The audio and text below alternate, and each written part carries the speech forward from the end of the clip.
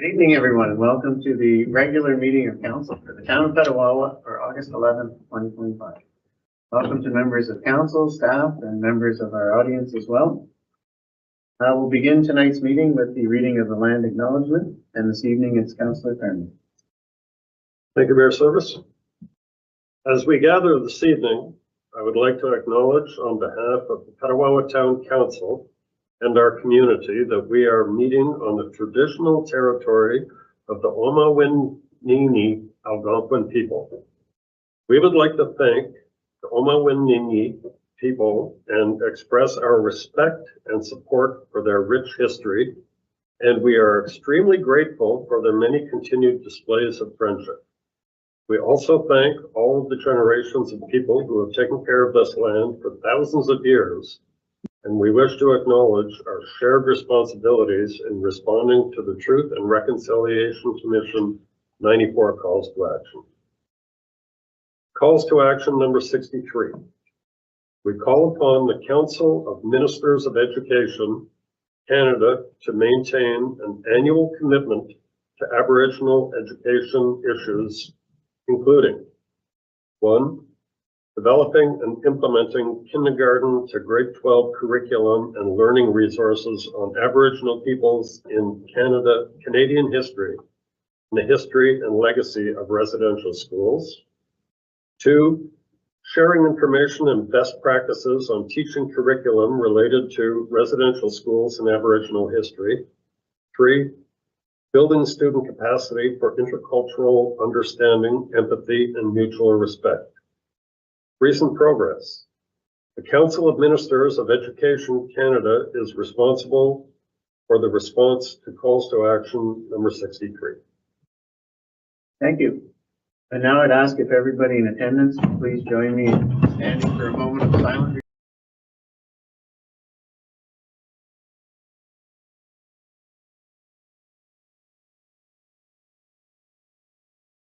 Thank you very much.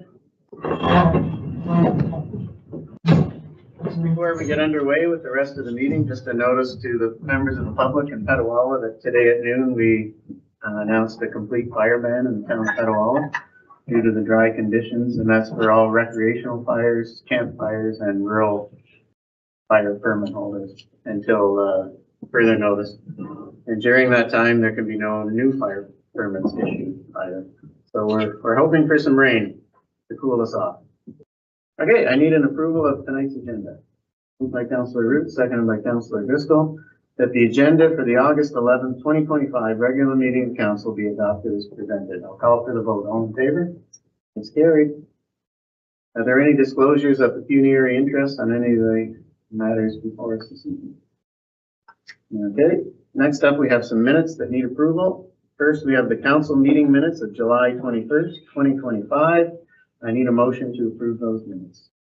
Moved by Deputy Mayor Sabourin, seconded by Councillor Coutu, that the minutes of the regular meeting of council held July 21st, 2025 be approved as printed and circulated. Any questions, concerns on any of the minutes? I'll call for the vote. All in favor? It's carried. Okay, we'll start the rest of the meeting off with a presentation. We have a presentation from Wayne Bando, a Petawawa resident, with concerns regarding Murphy Road urbanization and Black Bay Road rehabilitation. Wayne, the floor is yours.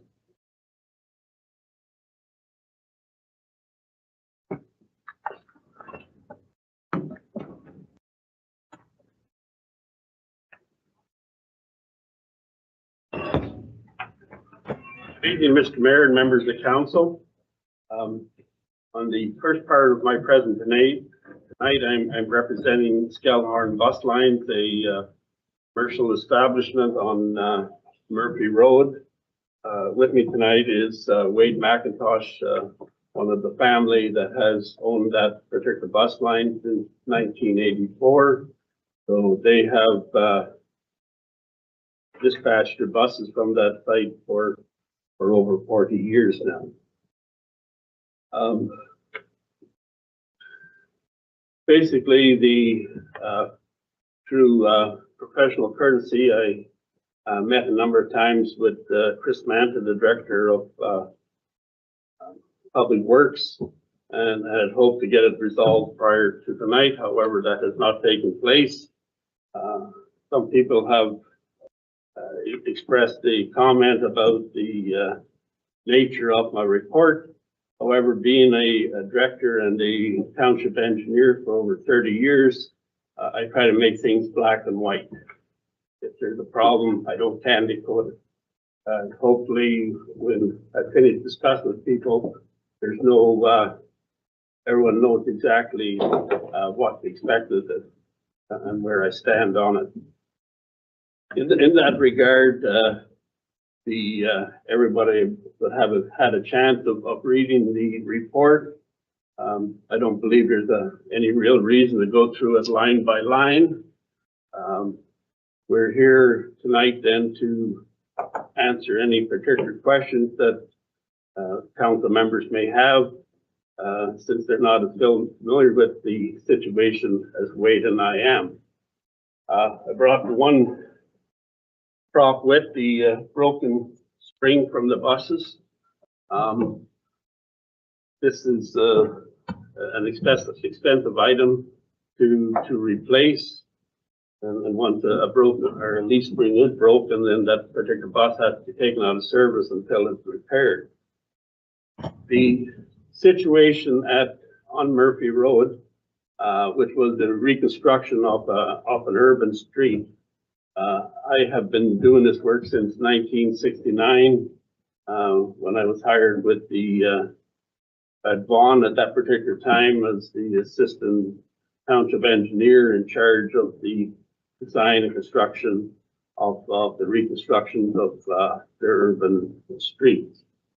The situation, as I've noted in the report, is that when you're working in an urban area and you come across a situation where you have structures close to the road, plus on a lower elevation than the road, the last thing you do is jack the road up by an extra half meter, which was done in this case.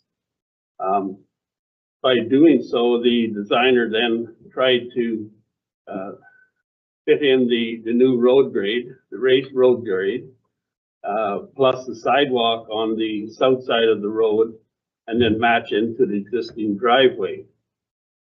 This required two steps, two different elevations as you were coming off the existing driveway. First of all, as your vehicle had to get up onto the sidewalk, and then after leaving the sidewalk, it then had to do another incline to get onto the road surface. The maneuvers in this area are complicated by, one, the length of the vehicles, which is a wheelbase of 7 meters. The fact that you have to make a turn to stay in your own traffic lane in order to proceed eastbound on Murphy Road. By doing so, you have the wheels of your vehicle at different elevations.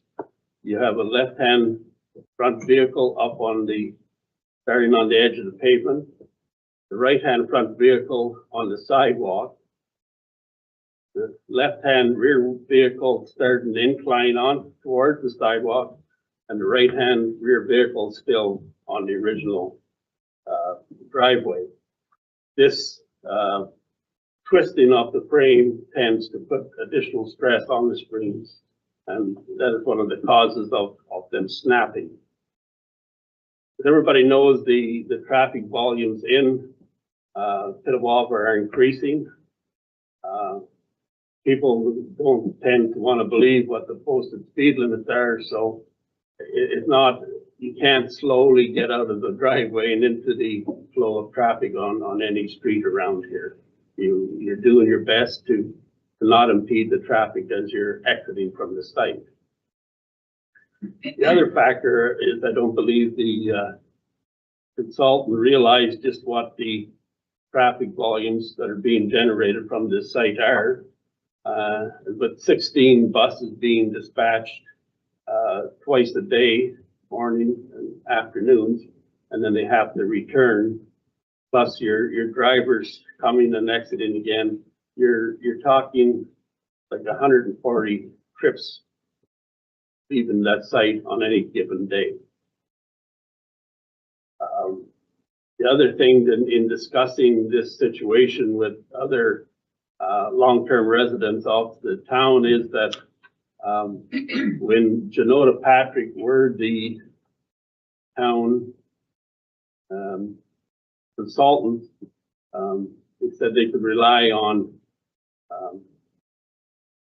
Mr. Patrick to get involved if the situation occurred between the town and the consulting group. The feedback that we got from the Director of Public Works is that when he discussed it with the consultant, their reply was, "We've done nothing illegal." It's not a matter of being illegal or not illegal. It's doing what is an acceptable norm in the industry. Going forward, then I outlined what I saw as some of the steps forward. And one of the things I'm concerned about is that for whatever reason, shortly after you proceeded west from Doran Road, there was a change in design. From Petawawa Boulevard to Doran Road, we have the standard curb and gutter sections that the town has been constructing on all their recent projects down at the Petawawa Point, Portage Road. They all had that particular design. The consultant rep said to me, well, they were asked to reduce the cost, and on that basis, they decided to switch from the normal urban curb and gutter design to basically a modified rural design, whereby they added gravel on top of the existing road base and thereby raised the profile of the road. For whatever reason, they did not design a what is called a standard urban drainage system for the area, namely being a continuous gutter that would go across the curved concrete gutter that would go across the frontages of the houses. Thereby, by not constructing a concrete curb and gutter at each driveway, you have the water discharging from the road surface back onto private property. In the redesign of Murphy Road, they've increased the width of the road surface, the paved width, plus added a concrete sidewalk. These are all impervious surfaces and have therefore increased the runoff from the road allowance onto the private property. In the period from the end of construction to July of this year, there's been at least 6 floodings at the Skellhorn buildings, which is a much higher frequency than what is normally happening. And the length of the flooding is of longer duration because there's an increased volume of water coming from the road allowance. That is the issue dealing with the design of the entrances. What I also found strange was that in the same construction year, the same consultant had done the design for Portage Road. And if you look at the entrance into the BEI asphalt plant, it's a completely different standard than what they provided for the Skellhorn bus line. Unfortunately, being a neighbor of Wade's, I got involved with the drainage on their site back in 1914. sorry, 2014, not 1914. 2014, and it dealt with Dave Unruh at that time when the subdivision to the south was first being approved. With my broad experience in working in the York region, I picked up the fact that the drainage, there had been no positive drainage for accepting runoff from the lots fronting onto Murphy Road back into the drainage system on the subdivision. The lots backing onto this particular property have been raised, the elevation has been raised. It was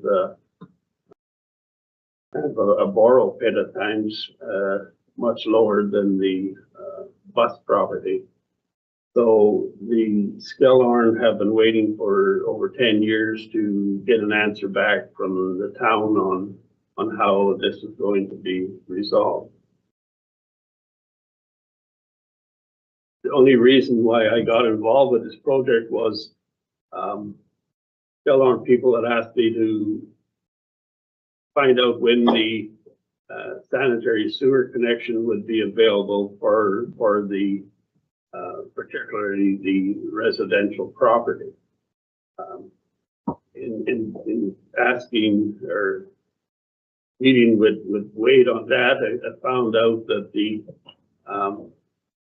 consultant had inadvertently had the sanitary sewer connection constructed in the wrong place. Whether they thought that unlike with new houses where the sanitary sewer comes to the front of the house on an existing property, the plumbing goes to the back of the house because that's where the septic beds are. In order to hook or disconnect the septic bed and hook it into the new sanitary sewer on Murphy Road, the sanitary sewer lateral should be on the west side of the house. Basically, there's several other properties between Doran Road and the Skellhorn property that have been, in my opinion, negatively affected. The Director of Public Works indicated that he was dealing with at least one other property owner on their particular entrance. Basically, in a nutshell, that's where we are tonight. And if you have any questions, either myself or Wade will try to answer them or take it from there. You want to carry on with the Black Bay Road? Okay. Well, we can deal with it as one. Okay, on Black Bay Road, being also involved with a aggregate license application of my own, I followed the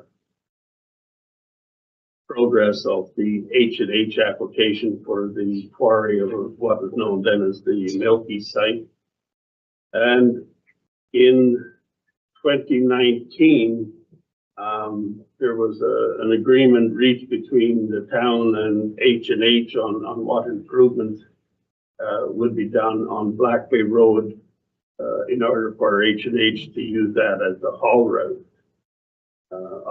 The director at that time, David Unruh, did his research and he came back with the specifications on what was to be done, namely that it was to be lane widths of 3.5 meters plus shoulder widening of the platform to accommodate the shoulders. It was a surprise then to me when after the presentation several Mondays ago, when the director said that he'd reached agreement with the new owners, DEI, and nothing was really said about it. It was only after I got home and read the entire report, including the attached letter from J2PG, that I realized that somewhere there had been a reduction in lane width from 3.5 meters down to 3.25. In older terms, this is basically a reduction from a 12-foot lane to 11-foot lane. Going back to the late 1990s when Janota Patrick did the reconstruction of Murphy Road for the municipality at that time, they constructed Murphy Road from Highway 17 to Rance Road with a 12-foot lane width plus a wide shoulders. The reason for a 12-foot lane width for aggregate haul routes is due to the size of the vehicles that use it. And in particular, there's been a substantial increase in the truck size from the late 1990s to now. Back in the 1990s, the predominant method of haulage was tandem trucks. It's now triaxles hauling at least a 50% more payload. These trucks are basically 6.5 meters in width, and by the time you get side mirrors on them, you're coming past that. I know the director wanted to try to provide a designated paved shoulder for pedestrians and to some degree cyclists to also use share the road with the trucks. However, my experience, once again, from York Region, where I was director of operations for an extended period of time, I was the lead person in dealing with Cowan Insurance on defending the region from all liability claims. Or to have a situation where, and as indicated in my report, the life expectancy of that particular quarry is big. They're not using their total limit of 450,000 tons per year, so it'll be in operation at least 75 years. A lot of things are going to change in 75 years, and if by any chance there's a serious accident, one of the first questions you get asked in the hearings of discovery is, was this built to standard? And the town has a bylaw from 2019 that said that the standard was going to be certain width, and for whatever reason, there's been a change made on it. So all I want to do is advise council that you're taking on a potential liability based on the documentation that was originally agreed to at H&H and what is being constructed now. Basically, I took measurements. The road reconstruction started in July, the week of middle of July this year. I was surprised that after DEI had been given a extended situation last year that they hadn't started to do this reconstruction right at the spring of the year. Unfortunately, they waited to the hot, dry season, and it's been basically 16 days of a dust bowl out there before they finally paved it. The situation is that the first work they've done is to put in lane widths of 3.25 meters or slightly between 10 and 11 foot lanes.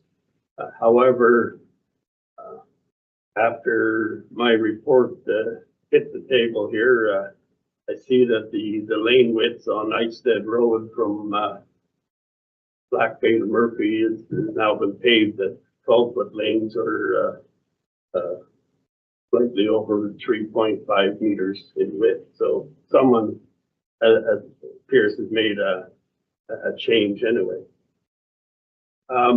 basically, I learned reconstruction with Renfrew County when I was a summer student and operated the survey crew. So I've been involved with rural roads reconstruction since 1965, 66, and 67 in the county of Renfrew. Two things have shown up. One, I have no idea what the final instructions were between the town and DEI, but they did not widen the platform width of the road properly before they started to pave it. We have a situation there today now where they're getting ready to pave the top lift, which includes the widened paved shoulders, and a lot of it don't meet the standard which was in the original bylaw of 2019. And basically what should have been done was there needed to be spot improvements on the road where the existing platform was too width, and that should have been properly benched and put in.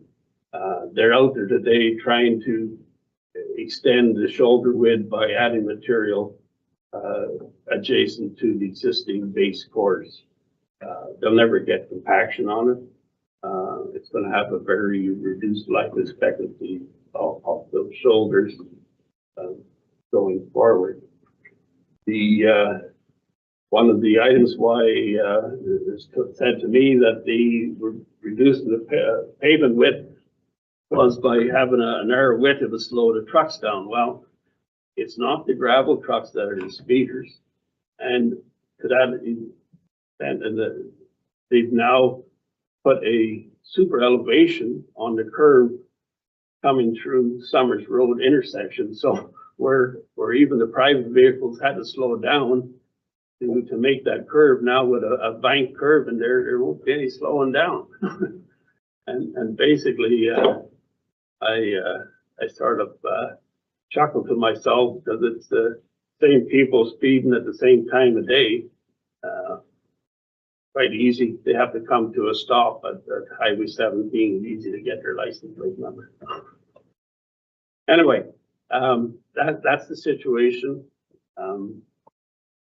The other point is dealing with a large project like this, which is sole sourced with BEI, is I don't see any oversight from the town on the project on a daily basis.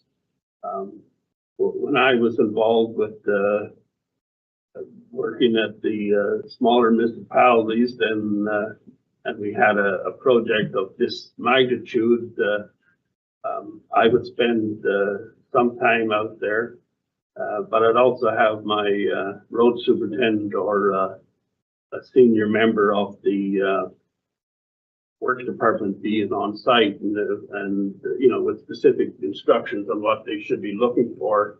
And if there was a situation, you know, they could call me back at the office.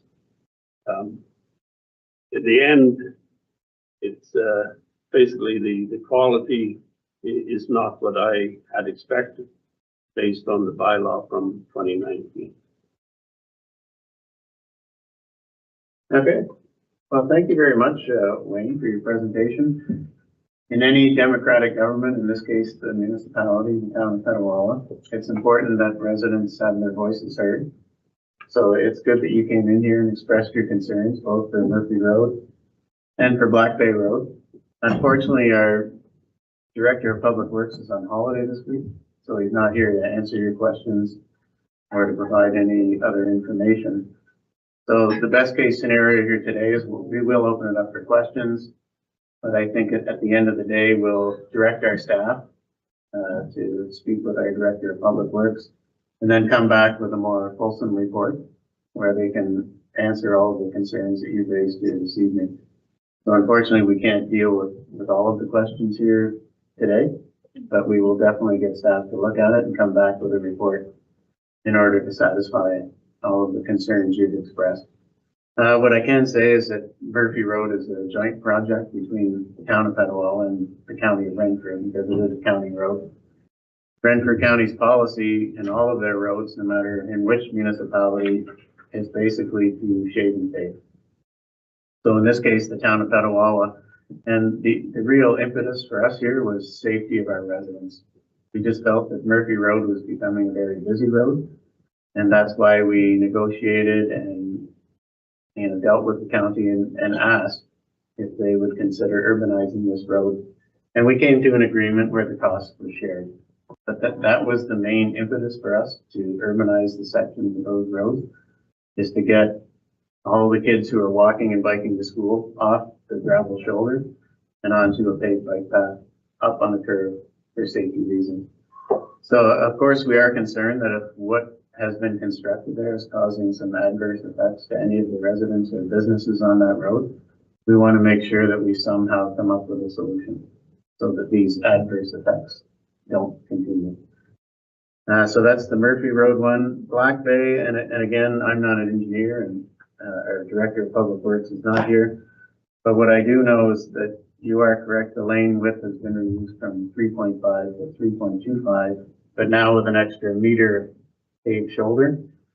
So the entire width of the road is 8.5 meters instead of the 7 meters it would have been with 3.5 meter lanes and then a gravel shoulder. Yes, I realize that a line will be painted there that kind of shortens the lane width, but there's always that extra meter of paved shoulder that vehicles can drive on as well. And again, the whole impetus behind that was to provide a paved shoulder for pedestrians, cyclists, people walking their dogs, as opposed to them having to dive into the ditch whenever they saw a vehicle coming. Okay, I'll open it up for questions from members of council. Councilor Thurman. Thank you for your service. Thank you, Mr. Bando, for coming to speak to us tonight. So just a question about, you make a statement that the road was raised 500 mils, so half a meter. That's 20 inches. Mm-hmm. That's quite a bit. And I drive that road on a pretty regular basis, and I don't think it was raised 20 inches. Matter of fact, I'm quite certain it wasn't. I'm not an engineer, but it doesn't look like it was. Where did you get that number of 500 mils? Basically off the J2PG plan, after trying for several weeks to get access to the contract drawings, I'm allowed to see them. If you look at the side streets coming in from the north, and I don't know the name of it, but the one slightly to the east of Skellhorn bus lines, you can see a substantial increase in the that they had to do to come from that side street to the north. Also, unfortunately, since no one was aware that there was this change in design until it was too late. Because once again, when the town put up their sign saying, your tax dollars at work, Murphy Road urbanization, I watched the reconstruction taking place from Petawawa Boulevard heading west, and I was quite surprised when they started to do the finishing work on the area west of Doran, that they weren't doing the same type of construction. This did not permit us to take photos of what the driveway to Skellhorn bus lines was, prior to or otherwise. But once I did see what was happening, I took measurements of what they did, and I measured the difference from the back of the sidewalk to the existing driveway, and also the measurements from the sidewalk elevations. I took elevation from the sidewalk up to the road surface, and it comes pretty close to half a meter. Okay, so you went out with a tape measure, and that's where you got that. With an actual engineering level. Thank you. and a tape measure. Thank you. Deputy Mayor Sedem. Thank you, Mr. Mayor. Thank you, Wayne, and thank you, Mr. McIntosh, for bringing the concerns forward. I see you've laid out clearly the next step that you expect from the town, so thank you for that. My question lies in one of your statements, which is a change in road design has led to hardship for a number of properties due to reduced resale value estimated at between $20,000 and $40,000 per site. I'm curious as to where you got that information, how that was assessed, and how many properties are we talking about in this context, please? Okay, there's five properties between Dorn Road and the subdivision or the street going into, I think it is 5 or 6, going from Dorn Road to that entrance into the what I call the Ratke subdivision. When you see how their driveways have been finished to enter onto Murphy Road, compared to the properties coming from Petawawa Boulevard to Dorn Road, is which one would you buy? What the curb appeal between the two areas is substantially different. So you not only have in order to move a house located west of Dorn Road, you're going to have a different price point on it. One, that people are prepared to put up with that sharp incline, and that's what it is. You're coming off the driveway or off the sidewalk onto a sharp incline to get up onto the paved surface versus the nice smooth transition with a curb and gutter that you have on the opposite side of Dorn Road. And if you look at, I guess it's the second house from Dorn Road, obviously they set the grade of the sidewalk on the computer, and you're coming in on the person's driveway, then it dips down to the sidewalk and then sharply back up to the road. In my experience, back in 1969 and 70, my representative out in the field would have eyed that in. Like, you don't have to have a steady sidewalk grade from Dorn Road to Skellhorn bus line. You can follow the contour of the land. Like, that one is just an embarrassment to me that you would saddle somebody's private property with that type of a situation. Mr. Bender, just so I'm clear, that's your estimation as to what the. Yeah, well, based on Okay. discussions with friends I have in real estate, I didn't go out and get appraisals. I just had people who were familiar with the area, and I go like, what is the difference in curb appeal, and what does that reflect in resale value? Thank you very much. Any other questions?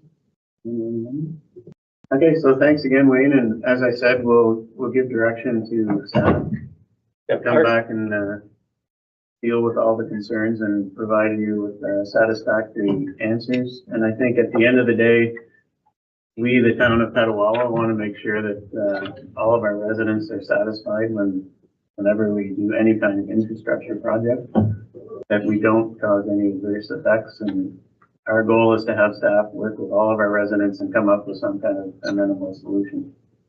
Thank you, Mr. Mayor. One of the reasons why both Wade and I met several times with the director was that there's the summer vacation lull. Now, if you're trying to do something, they have to try to adjust their dispatching to meet any construction that's taking place at their driveways.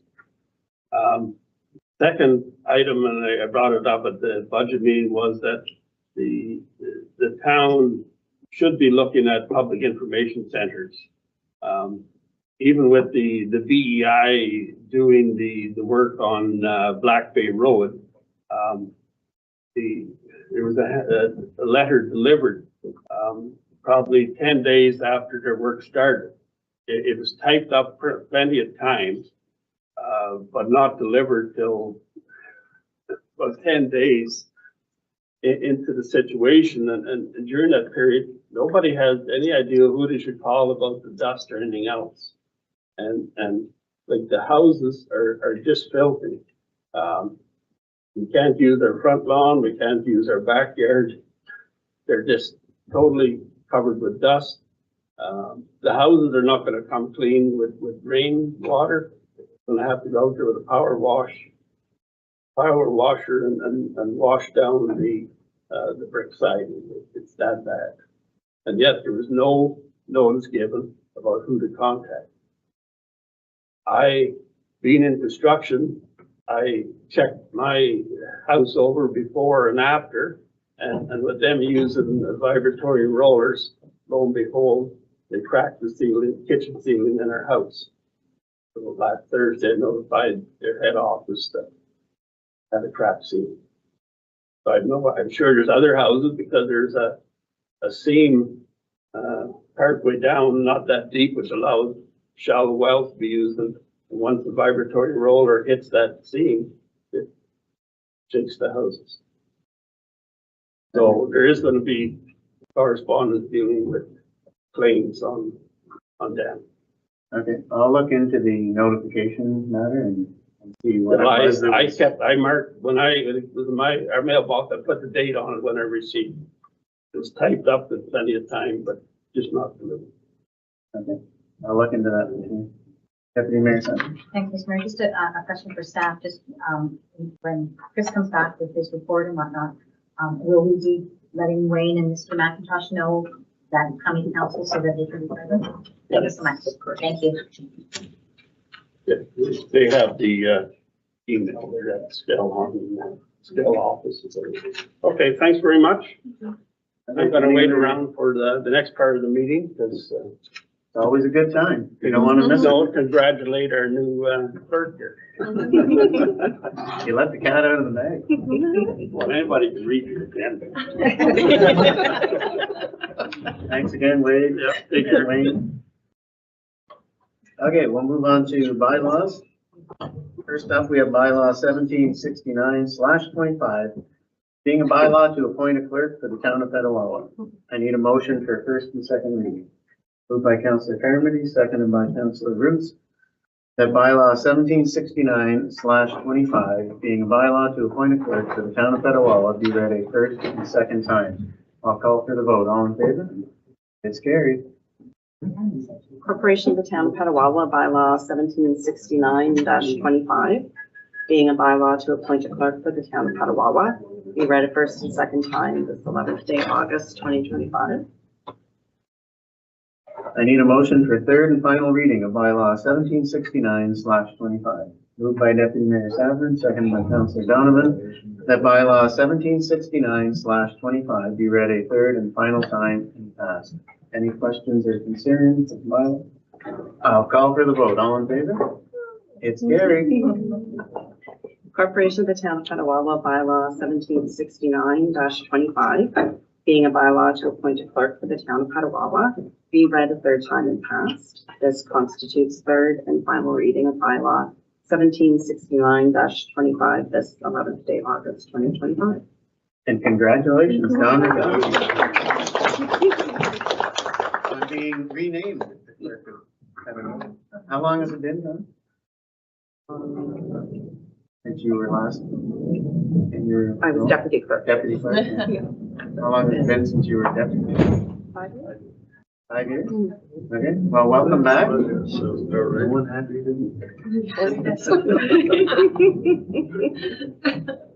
You didn't find it awkward to read yourself into the phone? No, she's such a problem. Right on. Okay, next we have bylaw 1770/25, being a bylaw to establish a highway, Morning Star Street. I need a motion for first and second reading of the bylaw. Moved by Councillor Driscoll, seconded by Councillor Coutu, that bylaw 1770/25, Being a bylaw to establish a highway, be read a first and second time. I'll call for the vote. All in favor? It's carried. Corporation of the Town of Petawawa, bylaw 1770-25, being a bylaw to establish a highway, be read a first and second time this 11th day of August, 2025. Next, I need a motion for third and final reading of bylaw 1770/25. Moved by Deputy Mayor Sabrin, seconded by Councillor Carmody, that bylaw 1770/25 be read a third and final time and passed. Any questions or concerns on the bylaw? I'll call for the vote. All in favor? It's carried. Corporation of the Town of Petawawa, bylaw 1770-25, being a bylaw to establish a highway, be read a third time and passed. This constitutes third and final reading of bylaw 1770-25 this 11th day of August, 2025. Okay, next we have bylaw 1771/25, being a bylaw to amend bylaw 456/07 of the Corporation of the Town of Petawawa as amended from R3 to R3-E16, part of Lot 23, Concession 6, Block 10 on Registered Plan 49M-68, Winston Avenue. Staff report, PL-23-2025, zoning bylaw amendment application Z19223603665, Ontario Incorporated, CW Homes, Plan 49M-68, Block 10, Winston Avenue. Did I get that all? I need a motion. The first and second reading. Moved by Councillor Root, seconded by Councillor Driscoll. Did I read all that again? Or? Just the first and second reading. Okay, so for the first and second reading of, and then how much of that other part do you want me to do? Bylaw 17? That's okay? You don't have to read the whole. Okay. So it's the first and second reading of bylaw 1771/25. I'll call for the vote. All in favor? It's carried. Corporation of the Town of Petawawa, bylaw 1771-25, being a bylaw to amend bylaw 45607 of the Corporation of the Town of Petawawa as amended, be read a first and second time this 11th day of August, 2025. Now I see what you wanted me to do. It's been 2 weeks off now. Okay, I need a motion for third and final reading of bylaw 1771/25. Moved by Councillor Coutu, seconded by Councillor Donovan, that bylaw 1771/25 be read a third and final time and passed. Any questions, concerns on the bylaw? I'll call for the vote. All in favor? It's carried. Corporation of the Town of Petawawa, bylaw 1771-25, being a bylaw to amend bylaw 45607 of the Corporation of the Town of Petawawa as amended, be read a third time and passed. This constitutes third and final reading of bylaw 1771-25 this 11th day of August, 2025. Okay, there's no correspondence, so we'll go into our minutes. First up, we have minutes from the Seniors Advisory Committee meeting of July 9th, 2025. I need a motion to accept those minutes.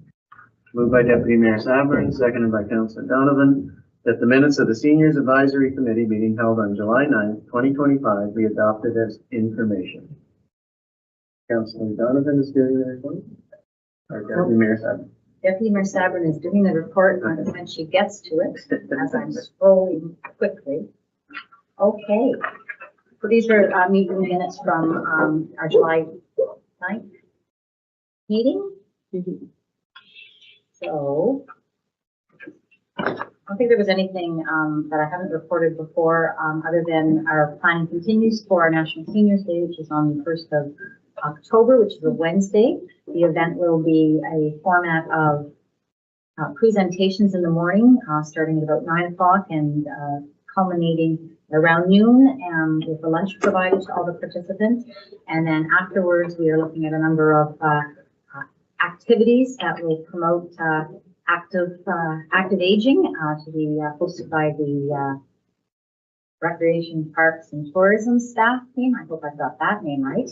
And so it'll prove to be a great day. Some of the presentations that we have confirmed are brain health, which is very, very important to health and well-being as we age, dementia, some wills and estate planning. We have weight training, strength training, and reflexology, as well as support for caregivers and a number of the services that are available to help folks, as supports for not only themselves, but their family members who they may be caring for. So it's going to be a fantastic day. We are starting to confirm our initial poster, which will go out, and then we will be opening up in early September. We'll be opening up the registration. We are accepting 100 people at the event in our first year, and we will also have a number of information booths as well. So a lot of community organizations are signing up as we speak.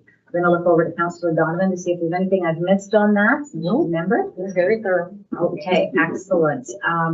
And other than that, we also we're looking at elections for a new member, as one of our members departed, and that will be forthcoming to be able to report on soon. Thank you very much. If there are any questions, we'd be happy to try to answer them. And I think it's recreation, culture, and tourism, because I get it wrong all the time. Recreation, culture, and tourism. Okay. Thank you. Any questions on the report, the minutes? Then I'll call for the vote. All in favor? That's carried. Okay, now we'll move to staff reports. First up, we have ED-13-2025 Community Improvement Plan, Subway, 3482 Petawawa Boulevard. Christine. First of many this evening. Good evening, Mayor and members of council. I apologize for interrupting the council meeting with staff reports. There are some timely reports and decisions to be made, but thank you for entertaining me at this moment. As referenced by Mayor Service, this is a CIP report for the Subway property. It is for parking lot and landscaping improvements. The applicant previously received a grant of same for the complete development of a new parking lot at the rear portion of said property to allow for an increased development of the space to include an additional commercial and 2 residential units.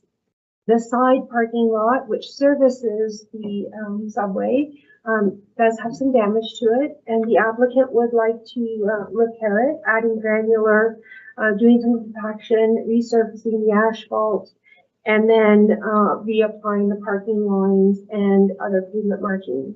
The overall cost of the projected project does exceed our threshold grant maximum, so the recommendation from staff, with consideration of the fact that there is remaining CIP funds within the 2025 budget envelope, is to award up to $5,000 under this particular grant portfolio to the owner of the property. Questions on the report? Okay, if you're comfortable, then I need a motion. Moved by Councillor Root, seconded by Councillor Carmody.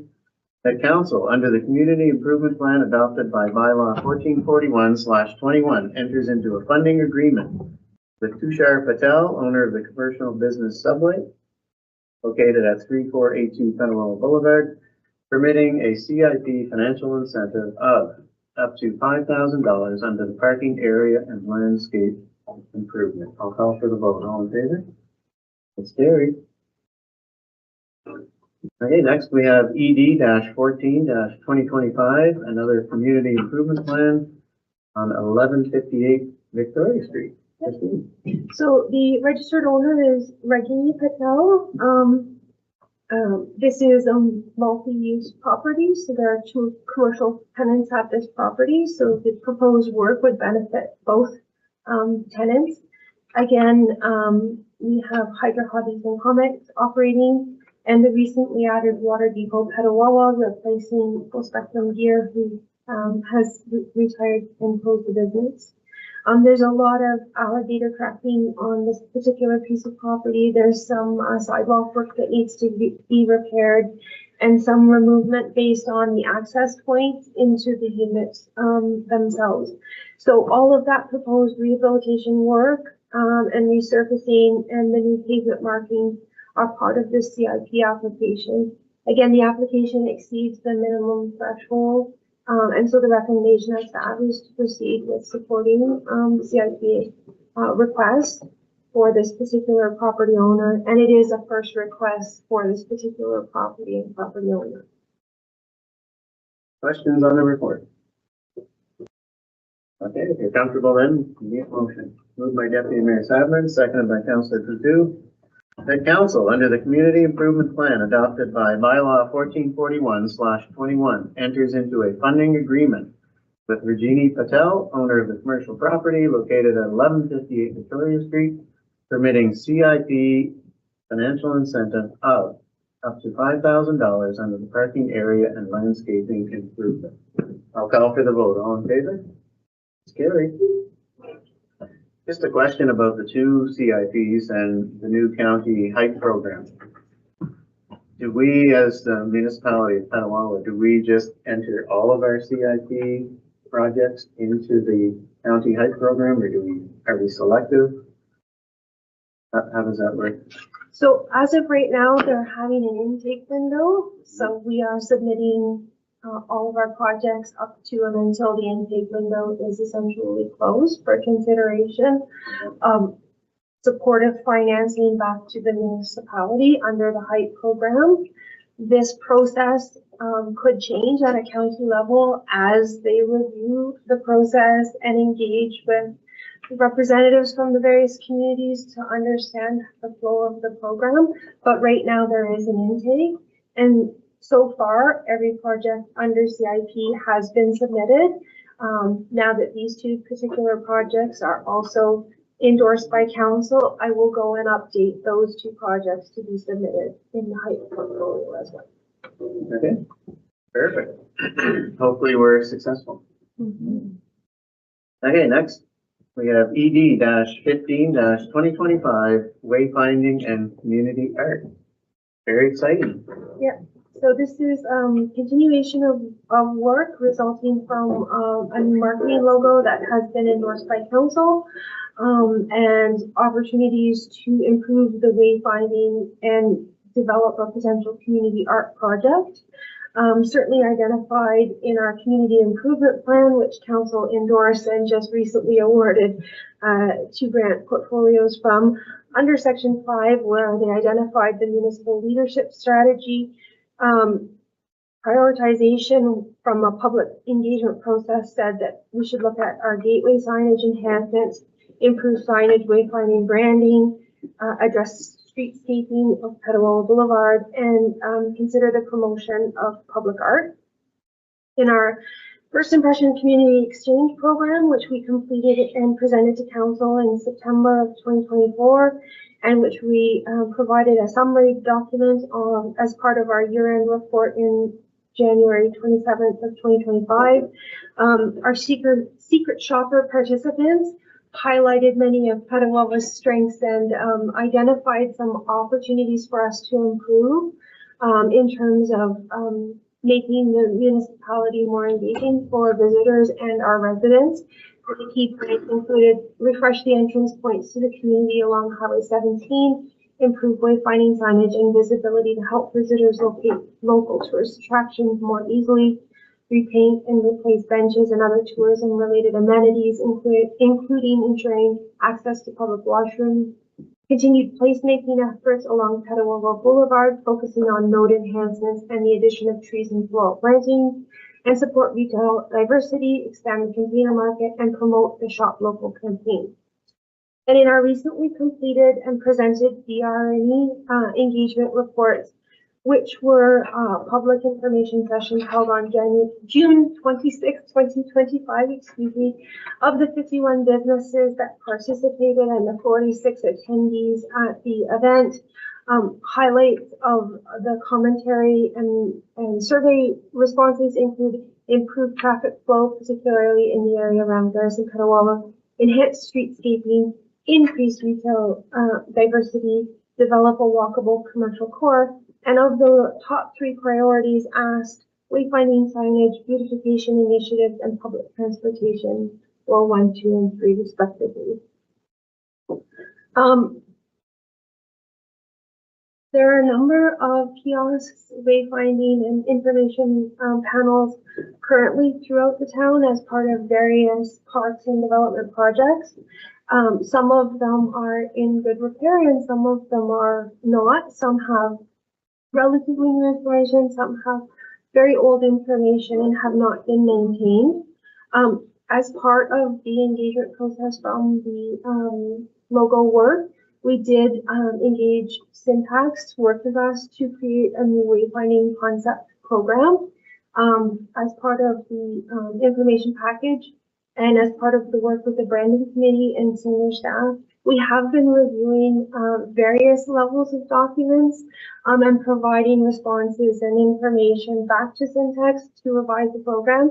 We've been doing this now for upwards of 3 months in a back and forth process for engagement, determining how we can be effective but also creative in implementing a modern wayfinding concept for the town of Petawawa. As part of the opportunity, as highlighted in the community improvement plan, public art has always been a long-standing want and desire in the community. Of course, we want to be dynamic by nature. We don't want to just copy what other communities are doing necessarily verbatim, or for sure not copy our neighboring communities that are doing a program extremely well. So there was an opportunity potentially in the wayfinding to incorporate a community art program by using the signature tree for that purpose. So within the package of preferred concepts that was provided, a series of 7+ designs were provided to us, of which we whittled to 3 concepts.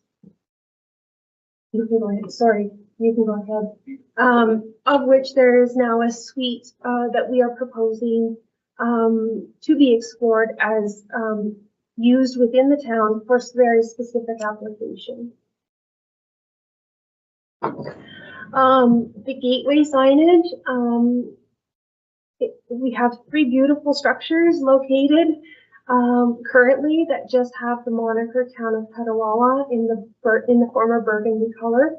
Initially, there had been a proposal for different signs to be located here. Staff did work with Syntax to say, no, we would like to keep the existing structures.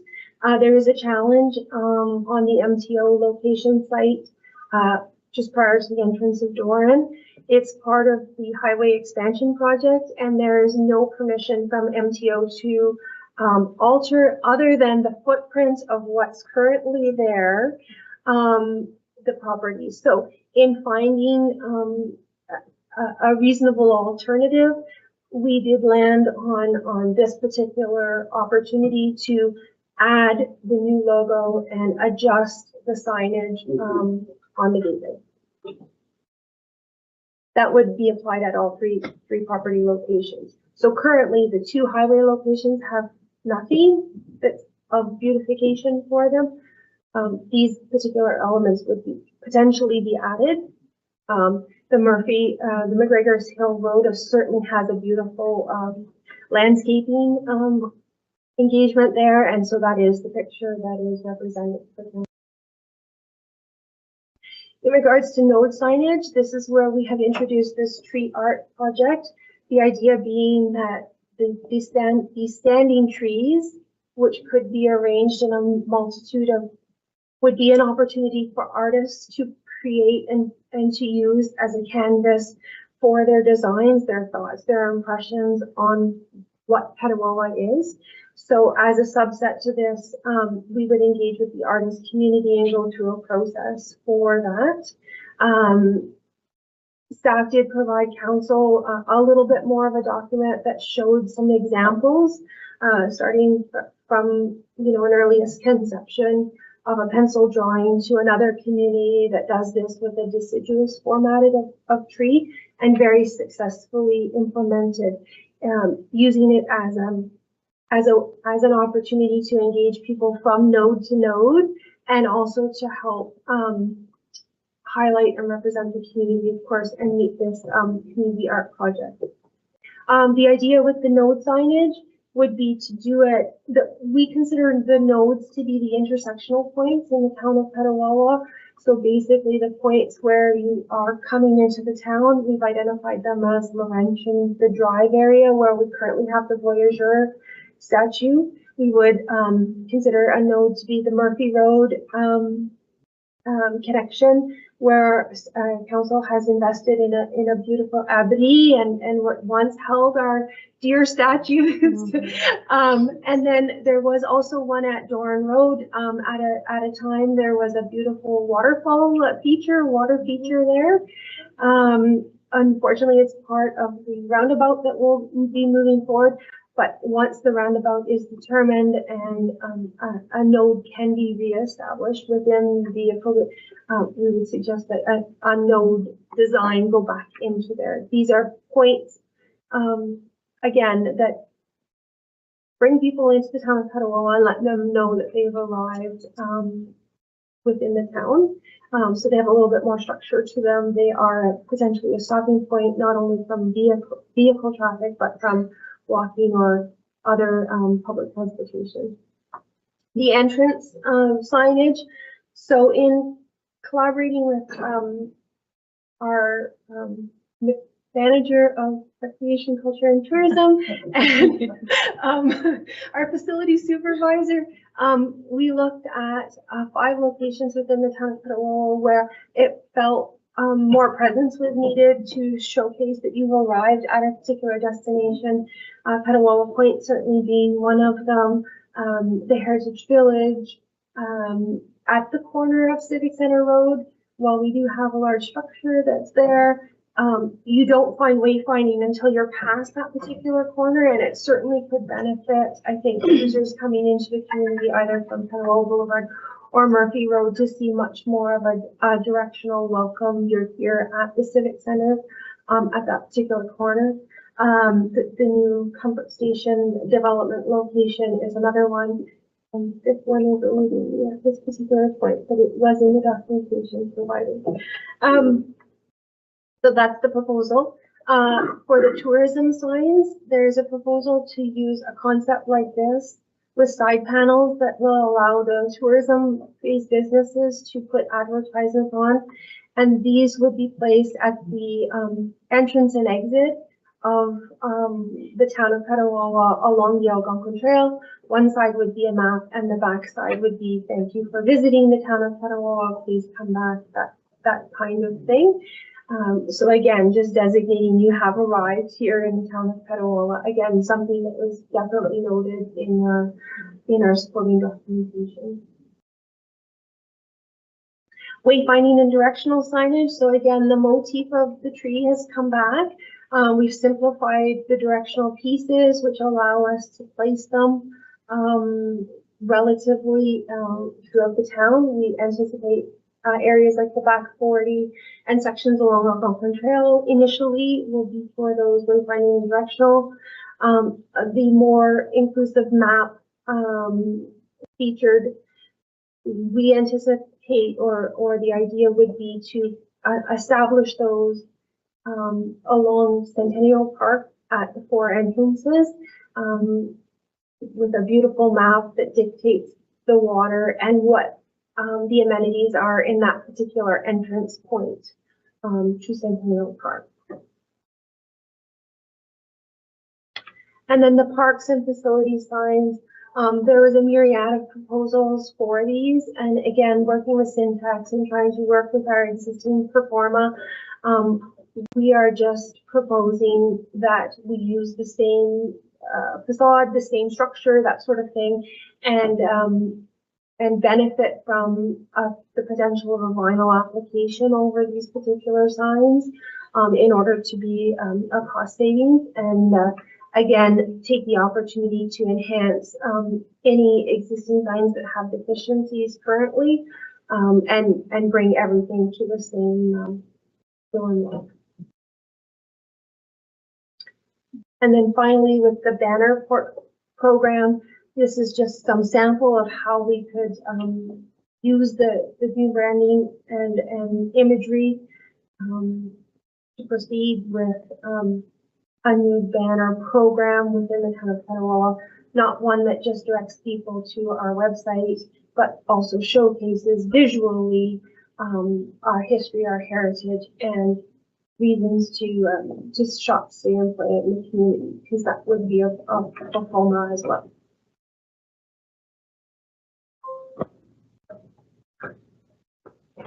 I think that's the last time. Yeah, thank you. So again, this is a suite of proposed elements. This is where we're at. We're presenting this suite of proposed elements to council after staff have done a number of engagements back and forth, as previously stated, between the branding committee at various presentations, taking their input back to syntax, working through it with staff ourselves. We believe that this suite of wayfinding programs will meet the intent of what it is that we are trying to provide for the residents and the visitors to the town of Petawawa, keeping ourselves dynamic and modern.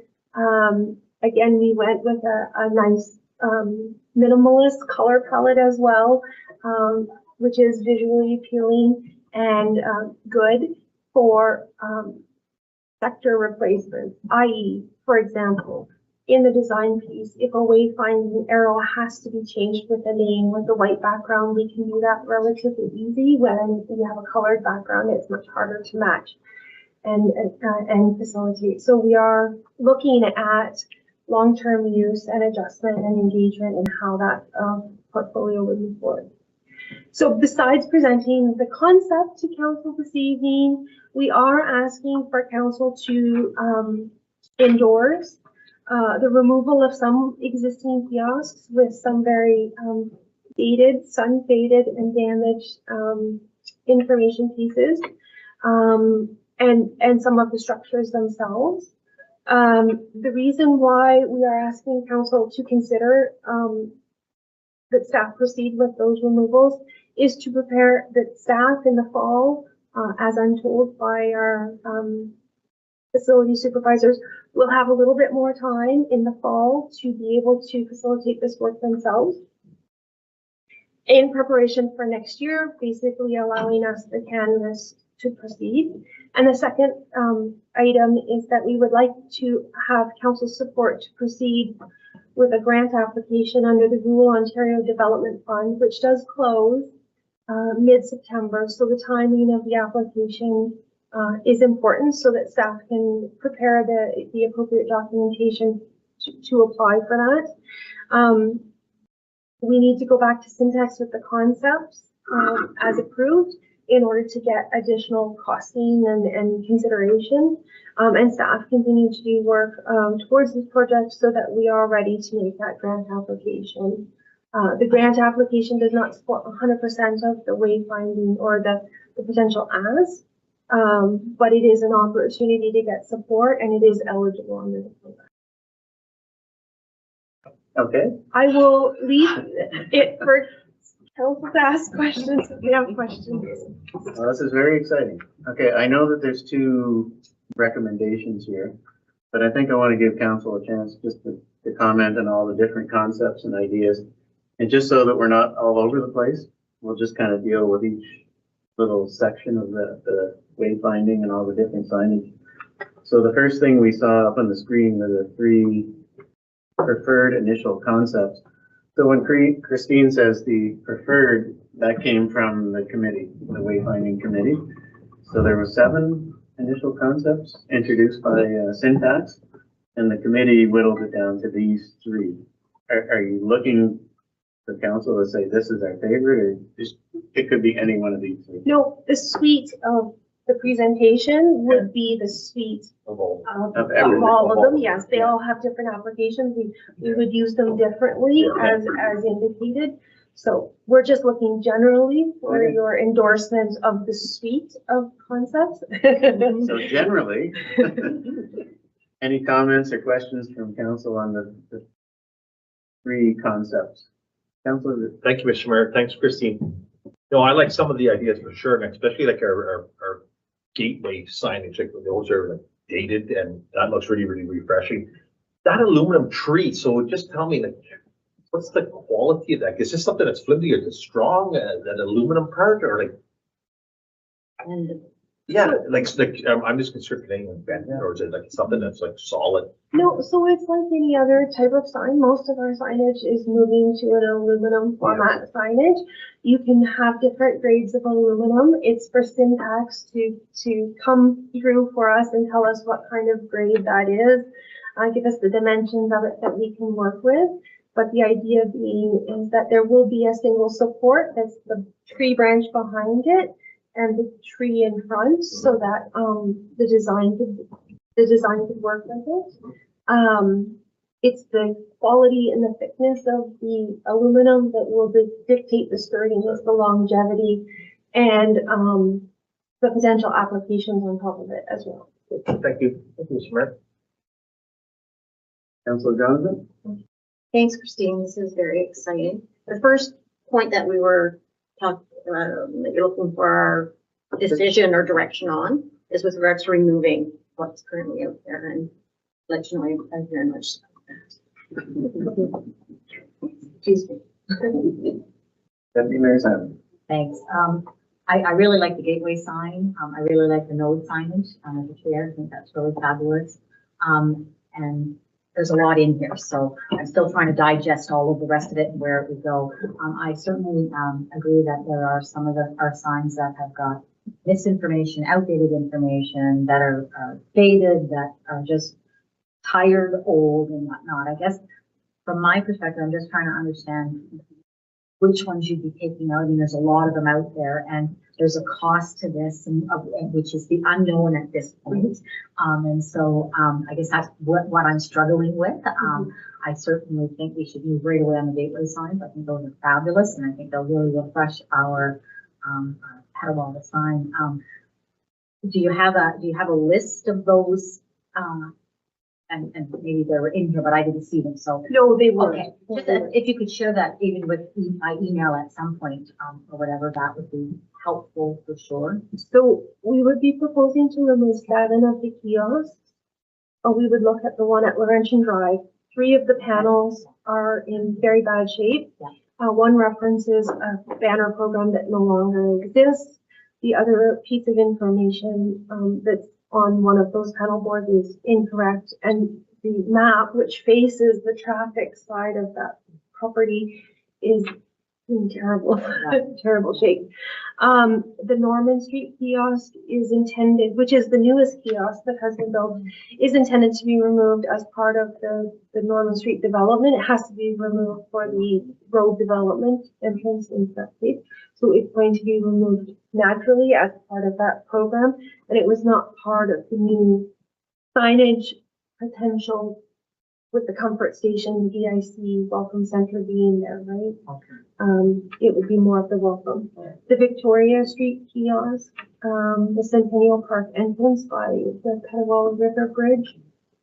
Again, all 4 of those signs have all the same panel information on them. Some of them are the panels themselves are in good shape. Some of the structures have damage and wood rot.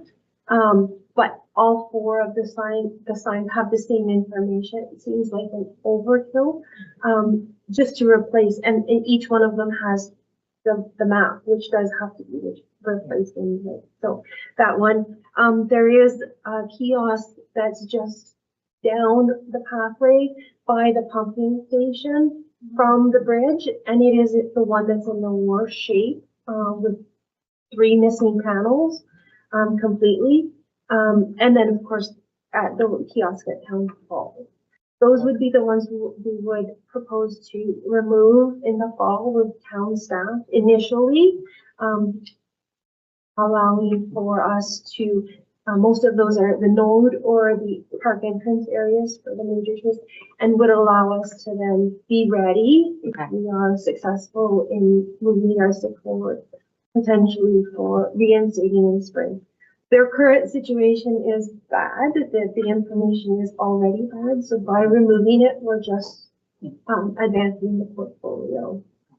And just one quick follow-up. When you said the program, of course, doesn't cover all of it, is it a 50-50? Is it a 75-25, just in terms of what It you depends on understand? it depends on the grant level. It could be 35 to 50%, depending on which Okay. grant category you apply to.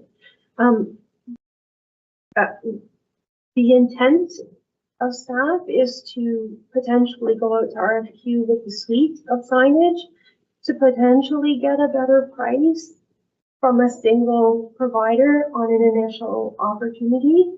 We are, as mentioned, looking at cost savings by using a revinyl in eligible applications as opposed to a complete aluminum replacement.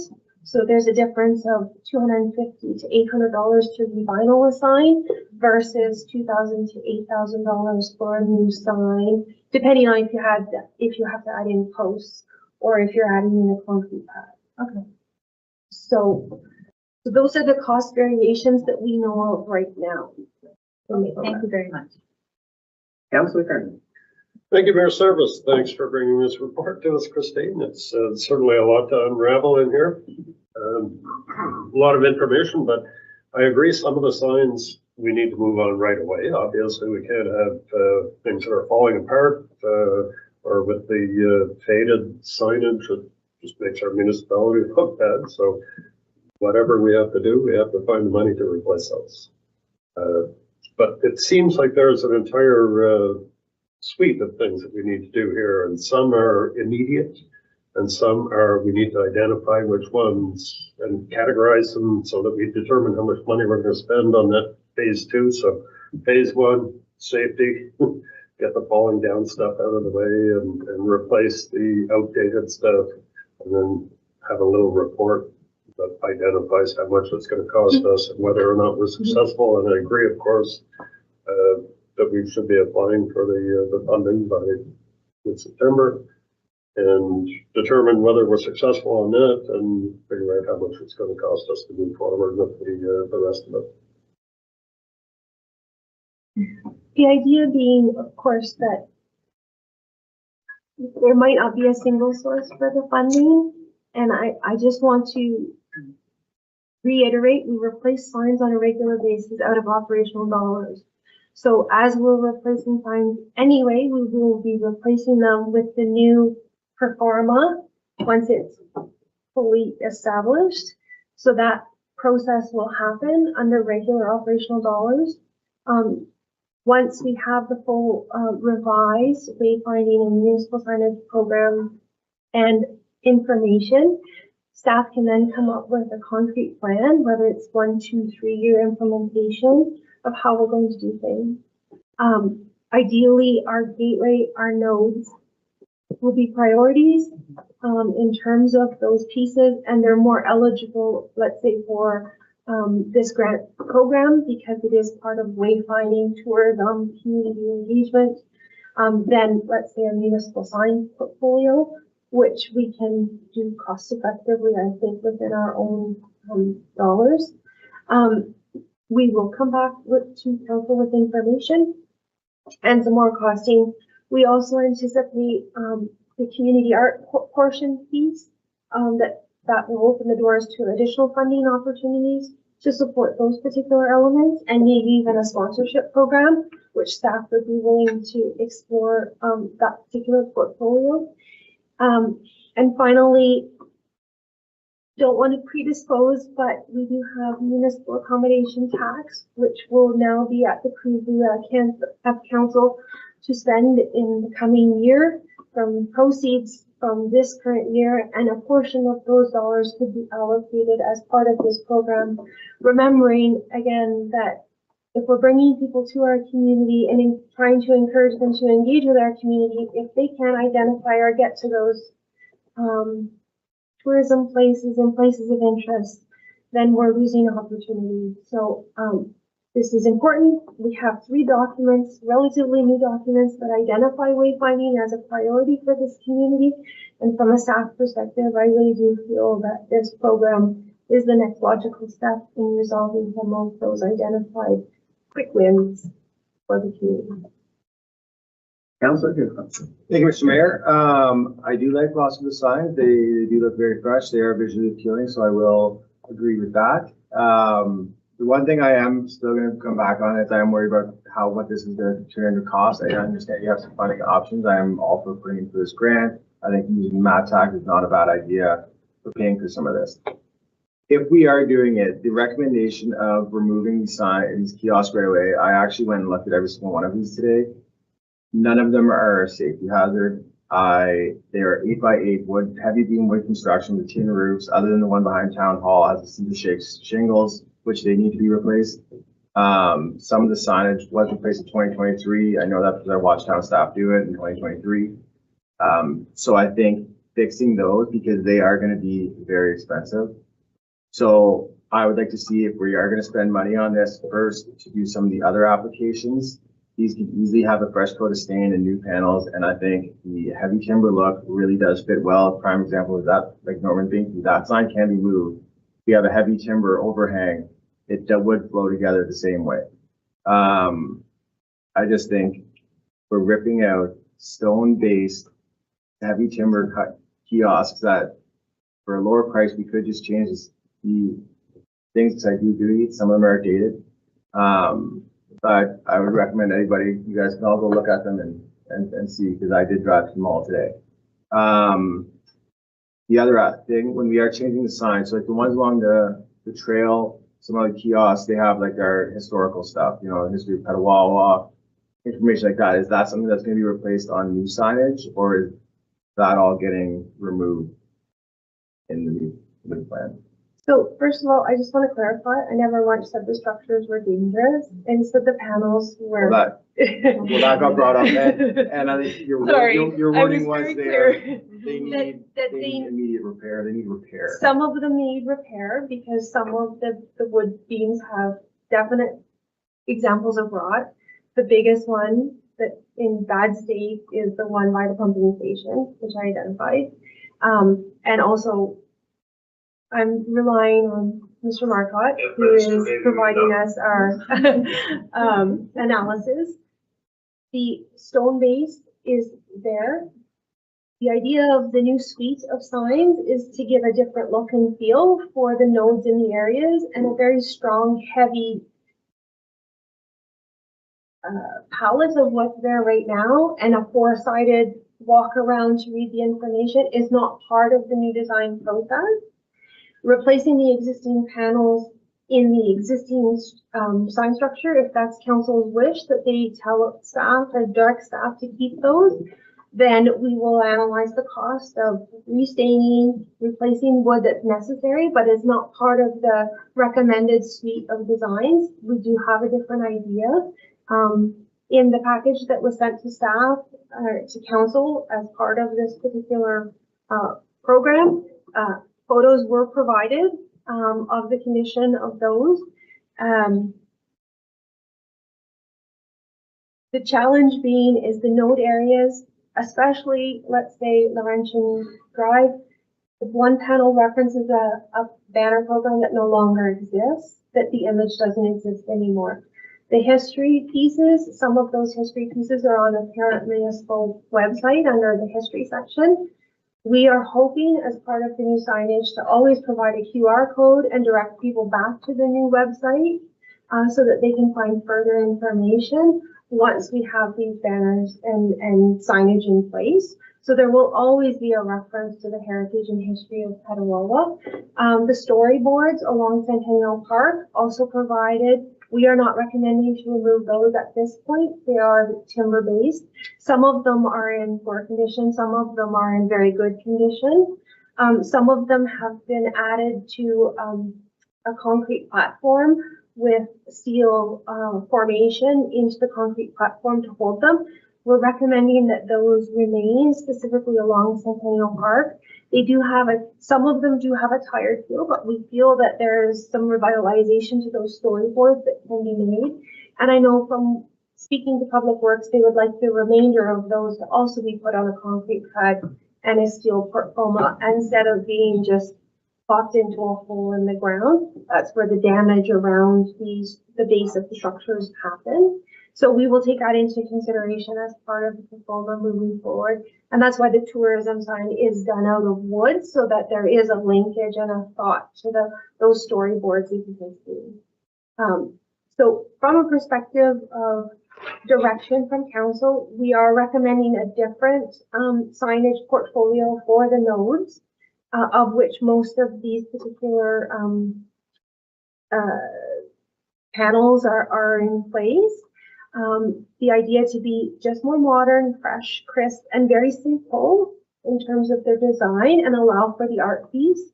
What we're also finding is that some of the amenities to those particular pieces are dated, i.e. being the benches or the garbage can or the flower. There's no cohesiveness to the design. They're just plopped into space and not used from a user perspective of how they would be engaged with.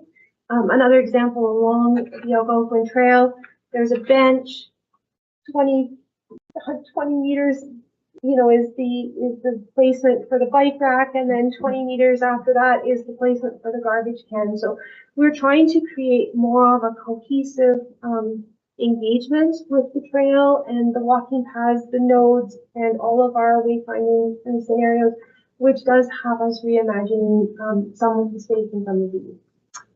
I understand what you're saying, I do, but if we recommend to tear these down, there's no going back. We don't have an exact cost of what they will, so you say they could be from 2,000 to 8,000, who's to say they're not 9,000, 10,000. Factoring in staff time still does cost the municipality money, because that's work they're not doing somewhere else. So now if we rip out 7 of these, and even if they're at $8,000, I mean, that's almost 50 grand. So we have to be fully prepared that we are going forward this by ripping these out.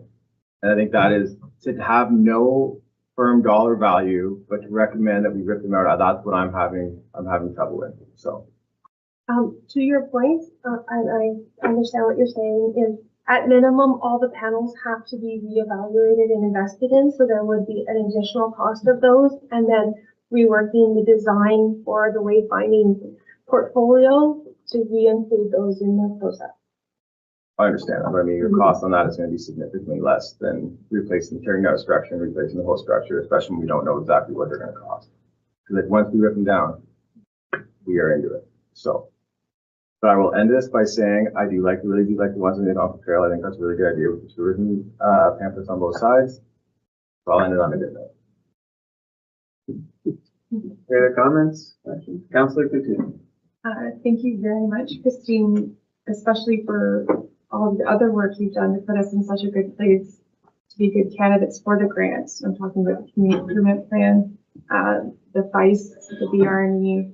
We're in a good spot to ask for the funds. We have everything that backs up the need to improve the wayfinding. I think I'll point to the FICE for impressions of those kiosks. I mean, I've hiked around Petawawa for a decade now with my kids, and those are very tired, very old. I don't even think we glance at them anymore. And to hear visitors come and have such a negative view of them, I would support taking them down. I think there was a time eventually to make way for the new, and what we're proposing is that modern, fresh look, that sort of community-wide rebrand. So to me, that makes sense, especially including the fact that whatever we do with them, they're not being utilized and they have sort of that negative impression attached to them. But from what you've shown about the gateway signage, I have the benefit of being on some of the meetings for the branding, but the image that you've shown is beyond even what I imagined. So I think that's going to be a really great restart, and just tying in now that logo that's around town. It's going to help with the recognition. But for your going, full support, and I'm looking forward to hearing more once we get back from Syntax, all the different options, and we can cost this out and find our price points and defer what needs to be deferred and do what needs to be done immediately. But this is a really great progress support and all that. Thank you. Any questions or comments on the report? Okay, I'd just like to say thanks to you and your staff and the committee. Like from the very beginning of this whole rebranding, a lot of time and effort and knowledge and expertise has gone into this whole process, and I think everybody was pleased with the rebranding and the new marketing logo that we've come up with. It's like you say, it's fresh, it's crisp, and Petawawa is growing and we're modernizing, and I think this is a great way to show not everybody here in town, but everybody who comes to visit Petawawa, that this is the place to be and this is the place to come to visit. And you want tourists, especially whether they're coming on the Algonquin Trail or driving here in the cars, their first impression could be impressive. And I love those gateway signs. I think anybody driving along the highway now, it'll just pop out at them and they'll see, hey, it's Petawawa. And I like as Adam said, I like the use of the wood on the tourism sign along the Algonquin Trail. So it fits with the theme of the comfort station and the wood there. So on the two entrance points of the Algonquin Trail, they're going to see a wooden theme sign with all of the new marketing logos and all of the new aspects that we're trying to come up with. I love all the initial concept drawing. I think the idea of using the tree for artwork is fantastic. I can see that being some kind of a contest that we put out to all the high school art students and anybody really who's an artist in Petawawa or in this area. Would you like to have your art on a tree in our town? I think it's a great idea, and it would get people moving around the town. I want to go see the next painting. I want to go see this painting, and it will fit in nicely with the Petawawa Ramble. I could see that being part of the rambling around town. Yeah, cost is a factor. I mean, it's always taxpayer dollars that we're thinking about. But again, it's part of the modernization of our town, and I think the key word is the refresh. And I've been around town for a long time, and like Councillor Coutu said, eventually you stop looking at some of the things because they're dated. I know some of them are in bad disrepair, and a lot of the panels are faded, and some you can't even read. And it is time for a refresh. Now that doesn't mean we have to tear everything down and start over all at once. I think it can be a phased-in approach, but I like the idea of the 7 worst ones, getting rid of them now. It doesn't mean necessarily that we have to instantly replace all 7, but it'd be nice to get them out of there so that we don't have to look at them anymore. And even if that's a phased-in approach, I mean, it'd be great if we got this funding and we could start with that and some of the gateway signage and the entrance tourism signage, just to get us started. And I think it will build excitement, not only with the town of Petawawa, but even the tourists coming into town. They'll notice that something's going on and it'll build excitement. Okay, so I think what we need to deal with are the two, and I know they're both in one motion here. So this is a motion with 2 parts. The first part of it is to proceed with the removal of the existing wayfinding kiosks, and what it doesn't say here, but what we now know is the 7 that are damaged and generally in poor repair. Do we want to just vote on this as one? We can do 2 motions. We can separate that into 2? Everybody okay with that? Okay. So we'll deal with the first one. The motion reads, the council directs staff to proceed with the removal of it. Can I put 7 in there? An existing 7 wayfinding kiosks. Existing 7 wayfinding kiosks and signs that are damaged and generally in poor repair. If you're comfortable, I need a motion for that. Motion moved by Councillor Coutu, seconded by Councillor Donovan. The council directs staff to proceed with the removal of the existing 7 wayfinding kiosks and signs that are damaged and generally in poor repair. I'll call for the vote. All in favor? Opposed? It's carried. Okay, the second part is the council directs staff to proceed with a grant application under the Rural Ontario Development Fund for eligible components of the wayfinding program, which used to be the Rural Economic, the red funding. The red funding. Now, so it's not different, it's just renamed. It's refreshed. The eligible components of the wayfinding program. If you're comfortable, I need moved by Councillor Root, seconded by Councillor Carmody. The council directs staff to proceed with a grant application under the Rural Ontario Development Fund for eligible components of the wayfinding program. I'll call for the vote. All in favor? It's carried. Okay, Christine, you have your mandate. We're excited to see what happens next. Okay, next we have LEG-08-2025, proposed meeting date change for August council and committee meeting. Don, your first report. Okay, so, staff is requesting that council postpone and move the scheduled Monday council committee meeting to Tuesday, August 19th. Both our CAO, deputy clerk, and our mayor will be in Ottawa Monday evening at a delegation of the AMO conference. Not guaranteed that they will be back in time. I have vacation that was scheduled in January.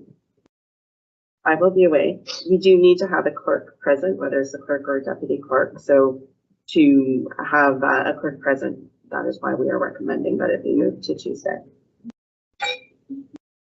Questions on the report? Okay, if you're comfortable, I need a motion. Moved by Deputy Mayor Savin, seconded by Councillor Roots, that council postpones and moves the scheduled Monday, August 18th, 2025 council and committee meeting to Tuesday, August 19th, 2025 at 6:30 p.m. at the Silver Threads Media Center. I'll call for the vote. All in favor? It's carried. Okay, next, that takes us to councillor reports. Deputy Mayor Savin, you're up. Oh, thank you. I think I'll take a pass this week and I will report next week since I did not bring my information with me. Full disclosure. Thank you, Mr. Mayor. Councillor Carmen. Thank you, Mayor Service. I think the only thing I've got to report on is the grand opening of the Barbarito that we attended last Thursday, I believe. Yeah. So. Okay, thanks. Councillor Cuckoo. Thank you, Mr. Mayor. On July 23rd, I chaired an Equity, Diversity, and Inclusion Advisory Committee meeting.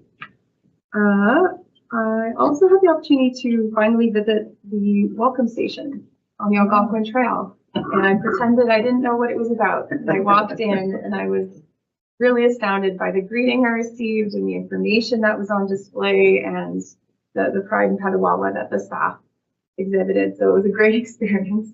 Walked away, I was a secret shopper then. And then on August 10th, just lately, I participated in the OSPCA event for the Water and Dirt Festival, the doggy paddle event.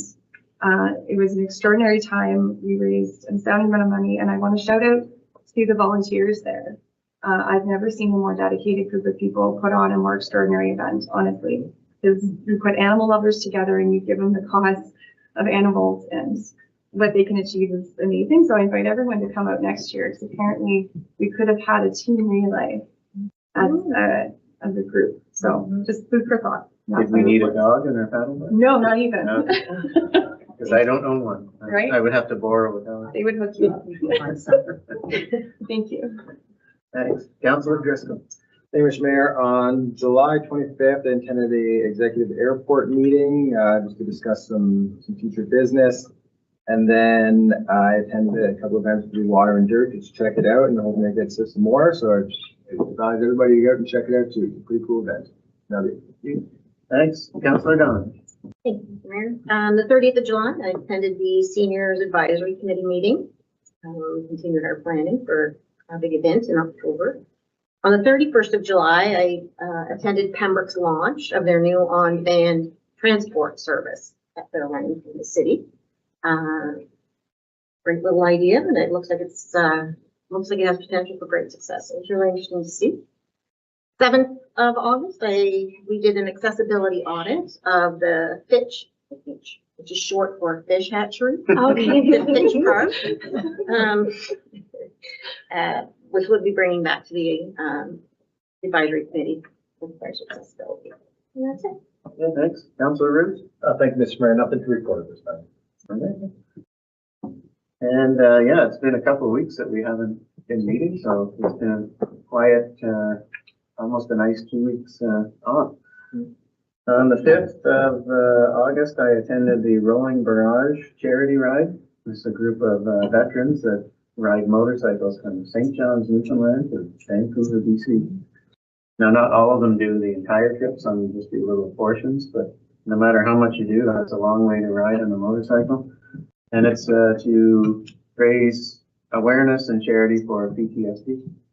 So, and I was surprised there was 75 motorbikes that rolled into the Petawawa weekend. So it was really impressive and very well controlled. You know, they had lead vehicles to stop and block traffic, and It was really something. I think there's 27 of them that are doing the entire length. Next year is the 10th anniversary, so they're trying to get 100 people to travel the entire length of the country to raise awareness and money. On the 6th, yes, I attended Barbarito's grand opening. Wished the new owner there all the success in the world. They do make very large burritos. I couldn't finish it. And today the CAO and I attended Renfrew County. We had a meeting with the CAO there and their director of finance on shared opportunities between Renfrew County and the town of Petawawa. And it was, I would say, very, very productive meeting in terms of all of the different opportunities that we can share with Renfrew County. Human resources, purchasing, and all kinds of other things that we discussed. So we're looking forward to bringing forward to council all kinds of sharing opportunities with us and Renfrew County. And that's it. We have a closed meeting, so I need a motion to go into close.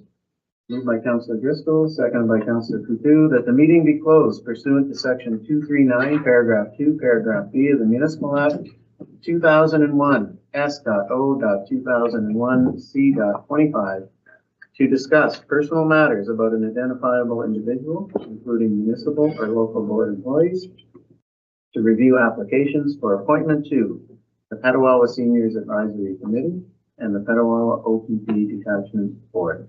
I'll call for the vote. All in favor? It's carried. We are now in close.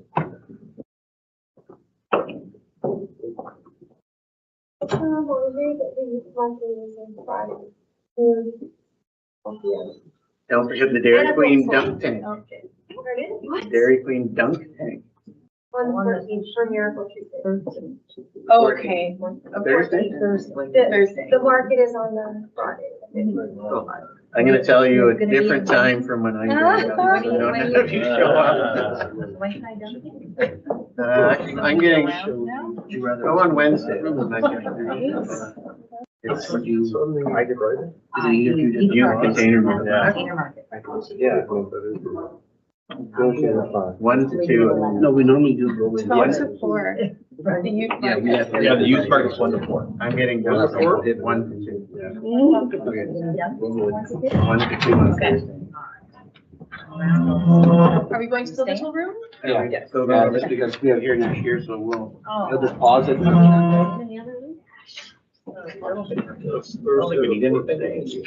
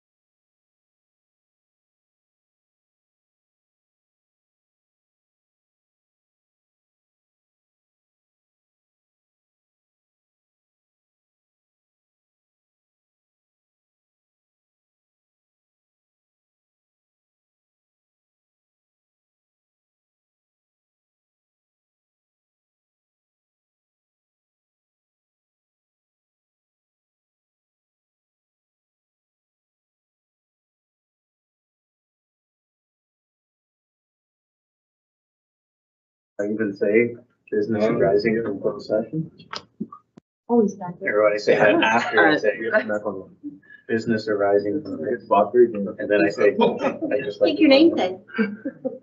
We ready? Yeah. We're live. Okay, we're back from closed session. So we'll talk about the business that was arising from closed session.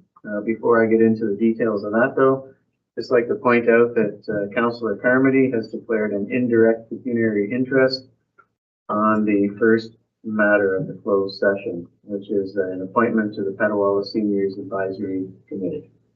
That's why you'll notice Councillor Carmody is not in the seat at the moment. Okay, so a closed meeting was held. Council reviewed applications for appointment to the Petawawa Seniors Advisory Committee and the Petawawa OPP Detachment Board. So the first motion we're going to deal with is the appointment to the Petawawa Seniors Advisory Committee. So I need a motion. Appointment moved by Councillor Coutu, seconded by Councillor Donovan, that council appoints Cheryl Pennell to the Petawawa Seniors Advisory Committee for the remaining term concurrent with council. I'll call for the vote. All in favor? It's carried. And now I just ask Councillor Carmody, you're able to return to your seat.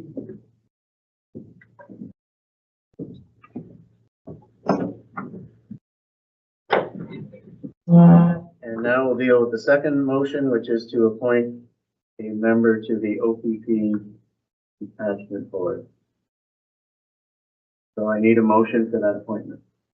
Moved by Councillor Carmody, seconded by Deputy Mayor Sabrin, that council appoints Olivia Fraser to the Petawawa OPP Detachment Board, but it's not for the remaining term concurrent council.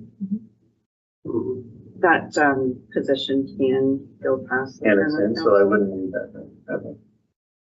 I'll call for the vote. All in favor? It's carried. Until the new board's appointed. Okay, next I need a motion for the confirming bylaw, moved by Councillor Driscoll, seconded by Councillor Roots, that bylaw 1772/25 be read at first, second, and third time and passed. I'll call for the vote. All in favor? It's carried.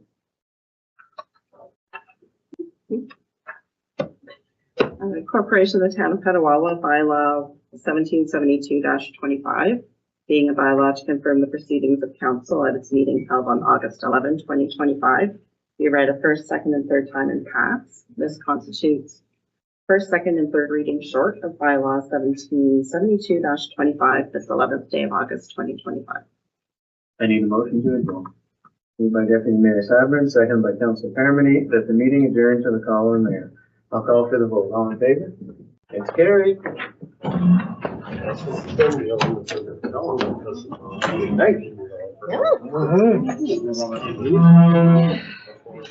What's going on? Summer though?